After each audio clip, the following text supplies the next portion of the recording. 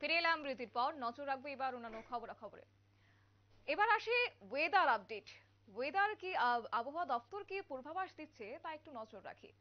এক্ষেত্রে বলা যায় প্রত্যেকদিন লক্ষ্য করা যাচ্ছে যে শুষ্ক আবহাওয়া, এরই মাঝে ঠান্ডার বিদায় অর্থাৎ শীতের বিদায় শুরু হয়ে গেছে, যেখানে উত্তর পূর্বের কিছু কিছু রাজ্যে আপাতত বৃষ্টির বলা যায় যে ঠান্ডা, হালকা ঠান্ডা শিশিরানি রয়েছে। যদিও কিন্তু মৌসুম ভবন কিন্তু জানাচ্ছে যে বৃষ্টির পূর্বাভাস রয়েছে।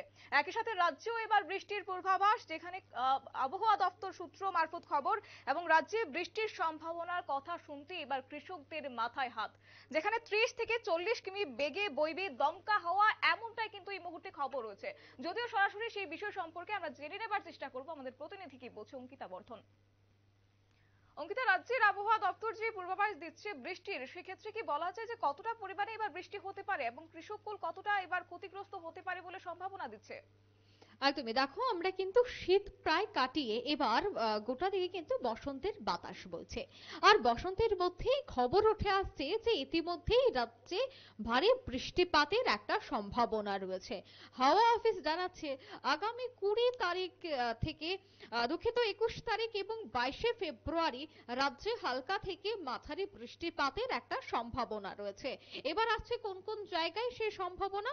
সেক্ষেত্রে পশ্চিম ত্রিপুরা, খোয়াই, ধলাই, ঊনকোটি এবং উত্তর ত্রিপুরায় কোথাও কোথাও হালকা থেকে মাঝারি বৃষ্টিপাতের একটা সম্ভাবনা রয়েছে। অন্যদিকে তুমি বলছিলে দমকা হাওয়া, সে সাথে কিন্তু বলে রাখছি 30 থেকে 40 কিমি বেগে দমকা হাওয়া থাকবে। সেক্ষেত্রে কৃষকদের কিন্তু এবার মাথায় হাত। কৃষকরা এবার ভাবছেন যে তারা কি করবেন। দেখো ঠিক এই সময়টা কিন্তু আলুর জন্য একটা খুবই উপযোগী সময়। এই সময়টায় কৃষকরা আলু চাষ করে থাকে।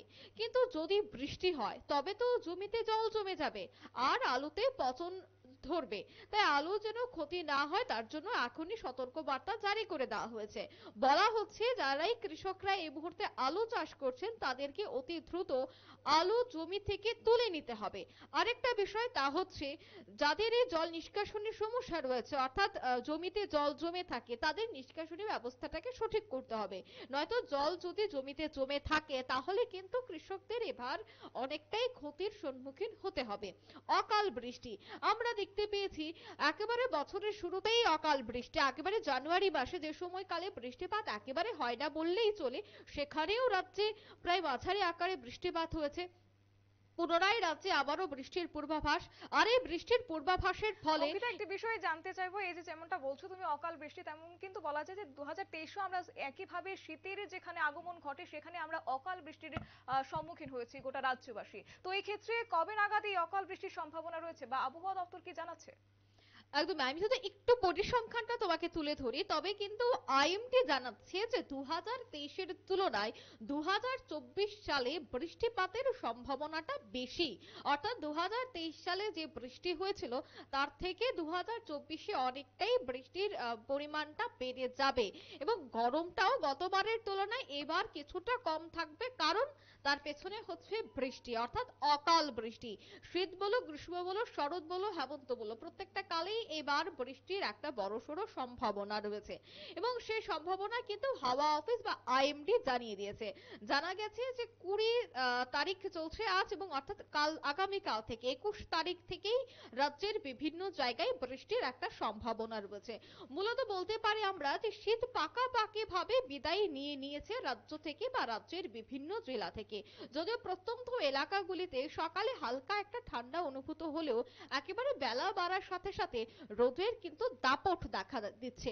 কিন্তু সেই জায়গায় আইএমডি এবং আগরতলা হাওয়া অফিস জানাচ্ছে এরই মধ্যে কিন্তু বৃষ্টি মাথাচাড়া দিয়ে উঠছে, অর্থাৎ বৃষ্টির ভ্রুকুটি রয়েছে এবং তার জেরেই কৃষকরা ক্ষতির সম্মুখীন হবেন। তাই প্রত্যেককেই, বিশেষ করে যারা কৃষি কাজ করছেন, যারা আলু চাষিরা রয়েছেন, তাদেরকে সর্বপ্রথম তাদের সেই বিষয়টা নিয়ে চিন্তা করতে হবে। অর্থাৎ কিভাবে আলুকে একেবারে খুব তাড়াতাড়ি জমি থেকে উঠিয়ে নিয়ে যাওয়া যায় বা এই যে জল নিষ্কাশন ব্যবস্থা তাকে সঠিকভাবে রাখা যায়, তার জন্য কিন্তু এই মুহূর্তে চিন্তা করতে হবে। আরেকটা বিষয় খেয়াল রাখতে হবে যে সবজির জমিতে যাতে কোনো অবস্থাতেই জল দাঁড়িয়ে না থাকে এবং শাক জাতীয় যে সমস্ত সবজি রয়েছে, অর্থাৎ ধনেপাতা, ফুলকপি, বাঁধাকপি ইত্যাদি যতটা সম্ভব জমি থেকে সংগ্রহ করে নেওয়া। আরেকটা গুরুত্বপূর্ণ বিষয় সেটি হচ্ছে যে ঔষধ প্রয়োগ, অর্থাৎ সব ধরনের জমিতে সার বা যে ঔষধ প্রয়োগ করা হয় সেই ঔষধটাকে হাওয়া অফিস বলছে যে আরো কিছুটা দিন যেন ডিলে করা হয়। অর্থাৎ এই বৃষ্টির যে সম্ভাবনা, সেই বৃষ্টির ভ্রুকুটি কাটলে তারপরে যেন জমিতে ঔষধ প্রয়োগ করা হয়, তার জন্যই কিন্তু হাওয়া অফিস এই মুহূর্তে জানিয়ে দিচ্ছে। শতাব্দী, একদমই, কতদিন পর্যন্ত এই সম্ভাবনা থাকছে যদি বলো একটু। দেখো 21 তারিখ থেকে সেই বৃষ্টির একটা সম্ভাবনা, যা 22-23 তারিখ থাকবে, এবং 24 এবং 25 তারিখ মেঘলা আকাশ অঙ্কিতা, আরেকটা বিষয় পরিলক্ষিত জানতে হবে। চাইবো যে যেখানে লক্ষ্য করা যাচ্ছে যে এই বঙ্গোপসাগরে একটা পশ্চিমীমুখী ঝঞ্ঝা তৈরি হচ্ছে, যার কারণে কিন্তু একটা জলীয় বাষ্পের পরিমাণ বাড়ছে, তো সেই জায়গায় দাঁড়িয়ে রাজ্য একইভাবে বৃষ্টির পূর্বাভাস, তো সেক্ষেত্রে কি বলা যায় তাপমাত্রা আগামী দিনে আরো বাড়তে পারে, এমন কি কোনো আপডেট রয়েছে তোমার কাছে? দেখো এই মুহূর্তে যেহেতু ভারতীয় উপমহাদেশে সাইক্লোনিক সার্কুলেশন জারি রয়েছে, তাই সেক্ষেত্রে কিন্তু শুধুমাত্র ত্রিপুরা নয়, আমি বলবো যে গোটা দেশের বিভিন্ন জায়গায় কিন্তু এই মুহূর্তে বৃষ্টির সতর্কবার্তা জারি করা হয়েছে। বিভিন্ন জায়গায় একটা বৃষ্টির সম্ভাবনা রয়েছে। সেক্ষেত্রে তুমি যে বলছিলে যে রাজ্যে কেমন পরিস্থিতি, হ্যাঁ, রাজ্যে বৃষ্টির যে সম্ভাবনা রয়েছে এবং তার ফলে গরম, বৃষ্টি হলে রাজ্যে কিছুটা গরম কমবে, এমনটাই কিন্তু হাওয়া অফিস জানাচ্ছে। আমি প্রথমে তোমাকে বলেছিলাম যে 2023-এর তুলনায় 2024-এ গরম কিছুটা কম থাকবে, তার মূল কারণ হচ্ছে বৃষ্টি। তাই এই বৃষ্টির ফলে গরম অর্থাৎ তাপমাত্রাটা কিছুটা কম থাকবে, অর্থাৎ স্বাভাবিকের কাছে, এবং স্বাভাবিকের উপর থাকবে না বলে এই মুহূর্তে হাওয়া অফিস জানাচ্ছে। এবং এই বৃষ্টির ফলে পাকাপাকি ভাবে এই যে সামান্য একটা ঠান্ডা আমেজ অনুভূত হচ্ছে গোটা রাজ্য জুড়ে, সেই ঠান্ডাটাও একেবারে পাকাপাকি ভাবে বিদায় নিয়ে নেবে বলেই হাওয়া অফিস জানাচ্ছে। শতাব্দী, একদমই অঙ্কিতা, অসংখ্য ধন্যবাদ তোমাকে। কথা বলছিলাম, আমাদের প্রতিনিধি ছিল অঙ্কিতা বর্ধন, সরাসরি সেই আপডেট তুলে ধরেছে, যেখানে আবহাওয়া দপ্তর সূত্র মারফত যে খবর রয়েছে সেই আপডেট আপনাদের সামনে আমরা তুলে ধরেছি। অর্থাৎ এই ক্ষেত্রে বলা যাচ্ছে যে একদিকে বঙ্গোপসাগরে পশ্চিমীমুখী ঝঞ্ঝা, অন্যদিকে রাজ্যেও একইভাবে বৃষ্টির পূর্বাভাস, যেখানে যদিও বলা হচ্ছে যে তাপমাত্রার পরিমাণ কিছুটা হলেও কমতে পারে, তবে বৃষ্টির সম্ভাবনা কিন্তু আপাতত থাকছে রাজ্যের ক্ষেত্রে। নিয়ে নিচ্ছে ছোট একটি বিজ্ঞাপন বিরতির, সঙ্গে থাকুন।